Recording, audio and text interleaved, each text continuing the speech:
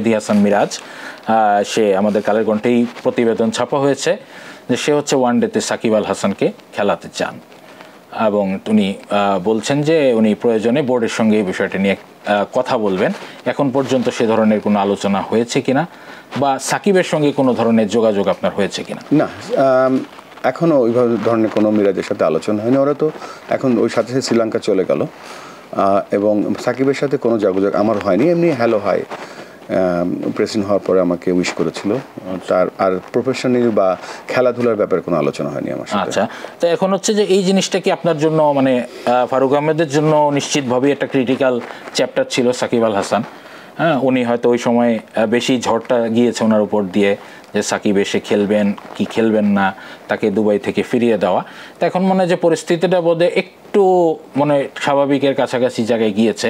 মানে এই ক্রিটিক্যাল বিষয়টা আপনি আসলে কিভাবে হ্যান্ডেল করতে চান, যেহেতু এখনও মানে আমরা যেটা জেনেছি মিরাজের কাছ থেকে, still Shakib wants to play for Bangladesh.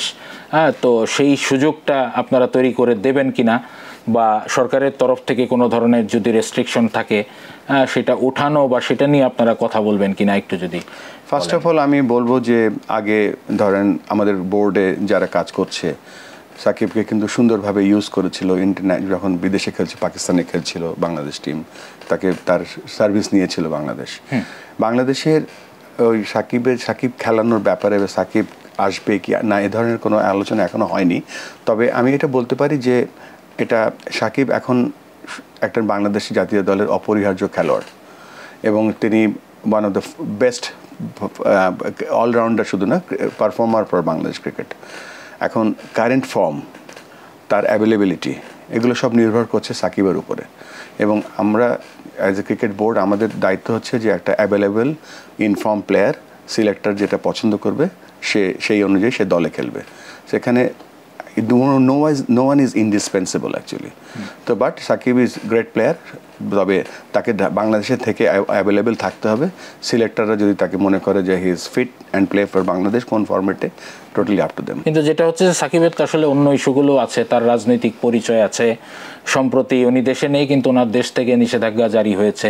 তো এই বিষয়টা কি আসলে তার জন্য মানে একটু আপনাদের জন্য বেশি ক্রিটিক্যাল কিনা? কোনো কমেন্ট করতে পারবো না, because this is above beyond our control. মানে এমনিতে যদি আপনার কাছে জানতে চাই যে আসলে বাংলাদেশের খেলোয়াড় মাশরাফি, উনি খেলোয়াড় থাকা অবস্থায় এমপি ইলেকশন করেছেন, 2019-এর ওয়ার্ল্ড কাপে ক্যাপ্টেন ছিলেন উনি কারেন্ট এমপি অবস্থায়, এবং পরে হচ্ছে খেলা চলতি অবস্থায় সাকিবও ইলেকশন করলেন। হয়তো এরকম একটা ধারা শুরু হয়েছিল, তাদের দেখা দেখি হয়তো আরো অনেকে যেতেন। মানে আপনি এই পুরো বিষয়টাকে কিভাবে দেখেন? মানে খেলোয়াড়দের হ্যাপি আমি বলবো, এবং আমি এই প্র্যাকটিসটাকে বিশ্বাস করি না। দেখেন, একটা খেলোয়াড় যখন জাতীয় দলে খেলে সে কিন্তু জাতির একটা সম্পদ। এখানে যখন আপনি খেলতে খেলতে, পৃথিবীতে আর কোথাও আমি দেখিনি যে আপনি খেলছেন, খেলা অবস্থায় আপনি একটা পলিটিক্যাল দলে ইনভলভ হয়ে গেছেন। এটা আমার কাছে মনে হয় এটা অনৈতিক, এবং ক্রিকেট বোর্ড যেহেতু ক্রিকেট বোর্ডের কন্ট্রাক্টেড প্লেয়ার, আমার এটা অ্যালাউ করা উচিত হয়নি। কেন বলি, যে খেলোয়াড়টা যখন বাংলাদেশের জন্য খেলে তাকে সাপোর্ট করে সবাই, কিন্তু যখন তিনি একটা পার্টিকুলার দলে জয়েন করে তখন কিন্তু তার 50% বা 40% সাপোর্টার কমে যায়, বা এটা তখন তার 50% মনোযোগ থাকে পলিটিক্সে, 50% মনোযোগ থাকে খেলায়। তার মানে অবশ্যই তারা পলিটিক্স করবে, এবং সবাই করবে, কেন করবে না?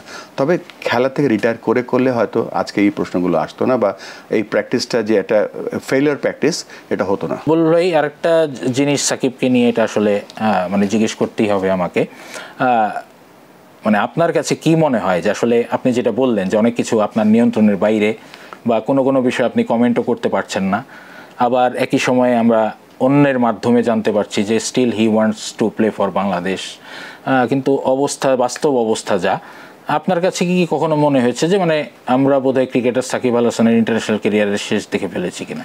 দেখেন, ইন্ডিয়াতে কিন্তু বিরাট কোহলি কয়েকদিন আগে ক্রিকেট শেষ করেছে, রোহিত শর্মা শেষ করেছে, শেষ তো হবেই, সারা জীবন তো কেউ খেলবে না। আমাদেরকেও আমি তো রিটায়ার করতে পারিনি, আমি তো বাদ পড়ার পরে আমি বলেছি যে মরে যাবো, ওদিন অটোমেটিক রিটায়ারমেন্ট হয়ে যাবে। এখন একটা খেলোয়াড় যখন খেলে তখন তো তাকে তো অ্যাভেলেবেল থাকতে হবে, আদারওয়াইজ আমরা কীভাবে খেলাবো? আর তার যে অন্য সমস্যা যেগুলো আছে এটা তো ক্রিকেটের সাথে সম্পর্ক না।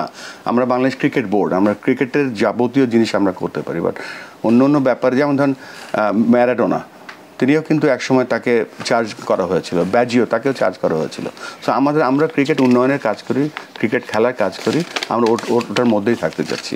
আচ্ছা, তাহলে যেটা হচ্ছে যে আরেকটা জিনিস হচ্ছে মানে সাকিব আপনি বলছেন যে হাই হ্যালো পর্যন্ত আপনার সঙ্গে তার যোগাযোগটা মানে একটা সীমাবদ্ধ যোগাযোগ, বা তার বিষয়ে কি আপনার সঙ্গে অন্য কেউ যোগাযোগ করেছে কিনা?